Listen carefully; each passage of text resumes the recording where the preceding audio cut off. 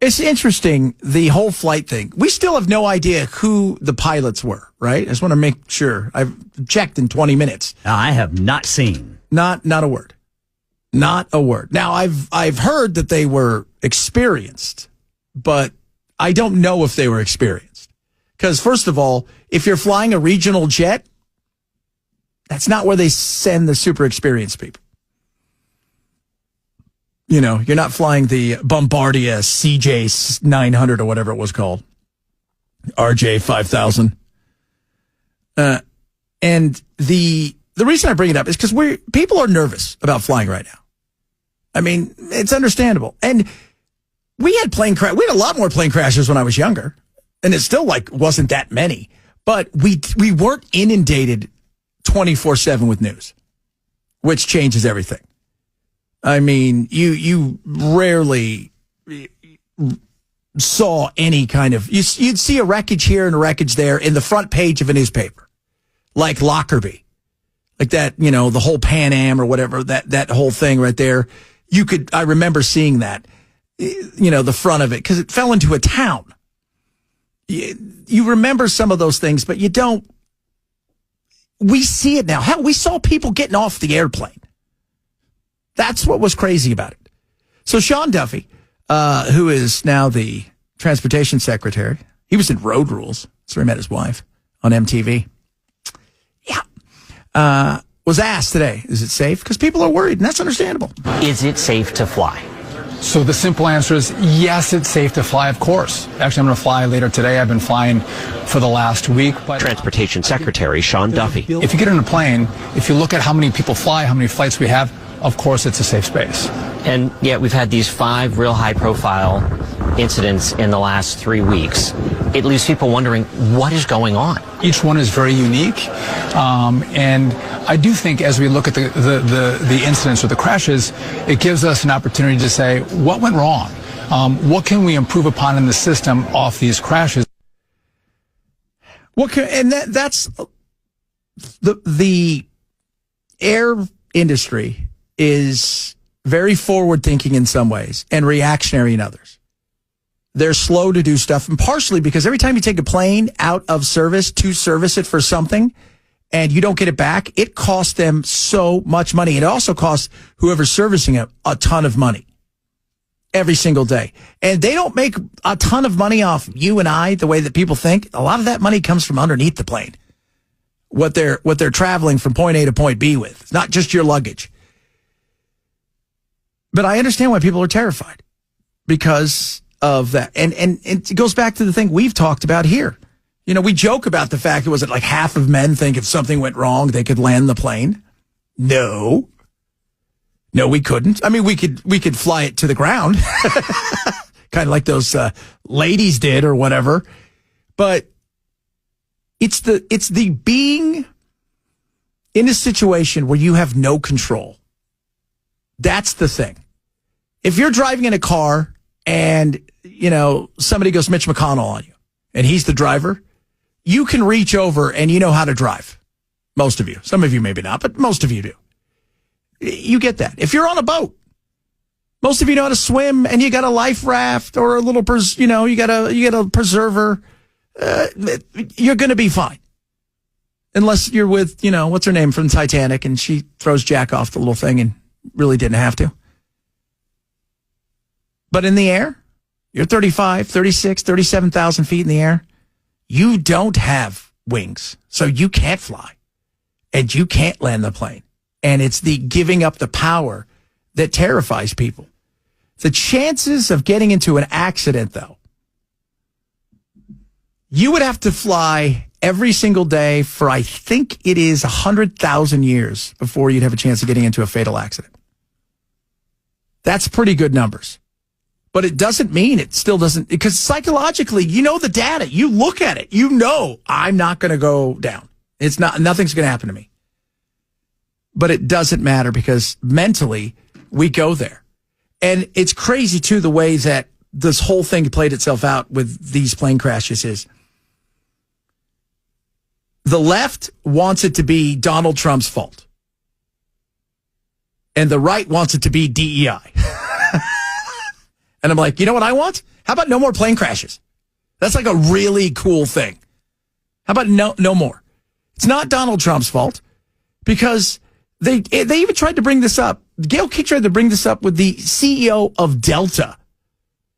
Because you remember over the last couple of days, they're firing people from the FAA, and these are people that are absolutely probably the most important people to the plane industry. The Trump administration recently fired many employees of the FAA administration. Do those cuts worry you, and do you think that impacts the safety? I know you just said it's the safest way to travel, but after looking at all these mishaps, a lot of people are very nervous. Do these cuts affect you? The cuts do not affect us, Gail. I've been in close communication with the Secretary of Transportation.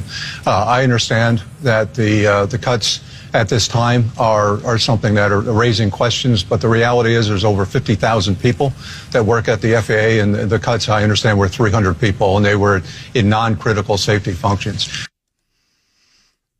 What? No, but according to the news and to everybody, that Trump fired everybody that was integral to the flight industry. No, they got rid of people that were on probation who were filing a piece of paper, putting it from over here to over here. And that is not integral. They need more people when it comes to air traffic control. But you know what else they need even more than that? To modernize air traffic control. Do you realize that in a lot of air traffic control areas, they use pieces of paper and pencil to do certain things? When it comes to the air, they'll assign an aircraft and they put it over here on this little board. It's crazy. The most modern thing we have is from late 1990s, early 2000 in a lot of these places. Some are a little bit more modern. We're so far behind in a lot of stuff. But this thought process that it's this or it's that, let's find out what happened and we go from there. But we don't do that. We no longer allow any of the dust to settle when we go into the world of politics over anything. And you've got an industry right now that is struggling. Boeing has been struggling for several years. And then you've got the fact that we've now seen incidents of planes going down and crashes, and it's making everybody completely nervous about flying. Even people that are seasoned flyers, even some of you are texting, look at the numbers, they're going down all the time. They're not. Small planes go down a lot. But a vast majority of those end up in crash landings where people survive. Even yesterday, the one in Marana, which is when I talk about where I used to live, the Valley of the Dirt People, that is not too far from my house.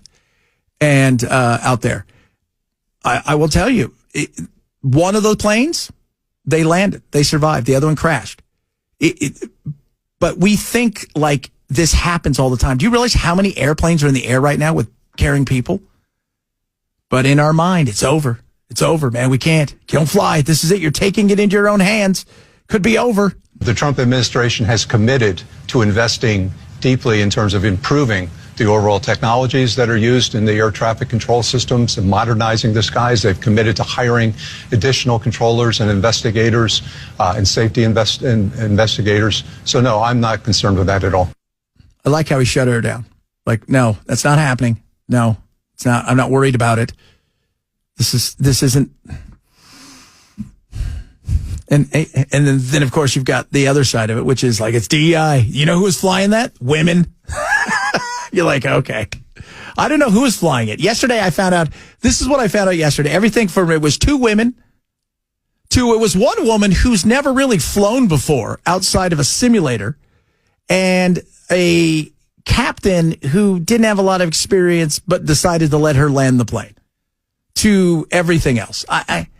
It's the rumors, the conspiracies. I don't know. Whatever it was bad, but everybody walked away. But I am curious, if you want to shut down a conspiracy theory, don't hide what's going on. Because when you don't tell people what's happening, that's how conspiracy theories get going. By the way, did you see Trump in his round table talking about going to Fort Knox? And in the middle of the round table, they're on the airplane, and there's a big turbulence, and he smiles and goes, ooh, that's a big bump. Oh, I got some good conspiracy theories. There's a lady out there who thinks that everything basically at the Fort Knox is like cheese. It's all props. Saw something here that says at any given time, there could be more than 9,000 planes in the air at the same time. Yeah, 9,000. I mean, commercial airlines are super safe. Rarely do they have issues. That's why it was such a miracle for them to get all those planes out of the sky so quickly on 9/11, was there so many of them. Yeah, God. That was the weirdest time seeing nothing in the air for days. Yeah, we lived right by Albuquerque Sunport at the time, and the silence was deafening, as they say. Yeah, it was definitely there. You could just, it was eerie. It was so quiet because you almost got so used to it, and then there wasn't there, and it almost hurt in a weird way.